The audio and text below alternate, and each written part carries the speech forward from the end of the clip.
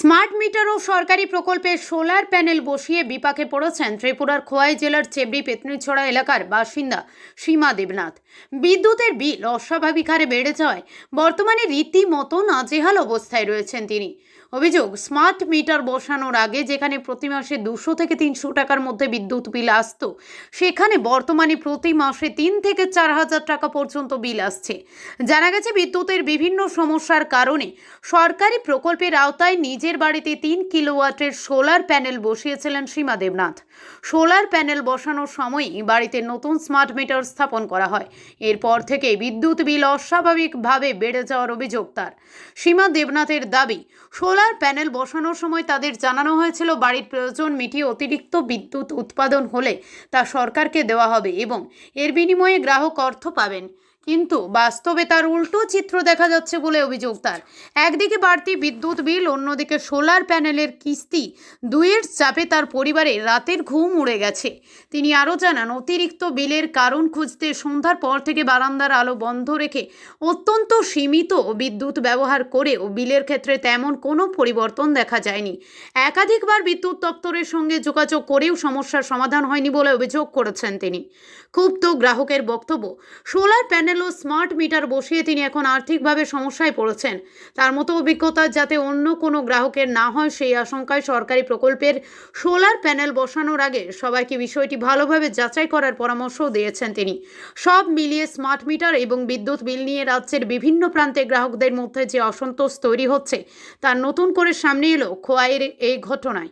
অস্বাভাবিক বিদ্যুৎ বিলের অভিযোগে দ্রুত তদন্ত করে সমস্যার সমাধানের দাবি জানিয়েছেন সংশ্লিষ্ট গ্রাহক। খোয়াই প্রতিনিধি রিপোর্ট, প্রতিদিন ত্রিপুরা। কি কইতাম, আমরা খুব সাংঘাতিক টেনশনে আছি বুঝছেন। আমরা আগে বিদ্যুৎ বিল আইতো এই 300-400 টাকার মতো, 250-300 টাকার মতো বিল আইতো। তো ভাবলাম স্মার্ট মিটার লাগানোর আগে আমরা যদি সোলার প্যানেলটা লাগাই তাইলে আমরা বিদ্যুৎ বিল কম আইব। এরপরে এটাও শুনছি উপরন্ত যে আমরা বাড়িতে তো কোনো মেইলও নাই, কোনো কিছুই নাই, আমরা বাড়িতে ওই শুধু চালাই, আমরা তো কোনো এক্সট্রা রাইস মিলও নাই, কোনো ফ্যাক্টরিও নাই, কিন্তু এত বিল যে কেটে গাইতেছে এটাই আমি বুঝতে পারতেছি না। আমরা মনে করেন স্মার্ট মিটারটা এটার সঙ্গে লাগানো হয়েছে আর কি।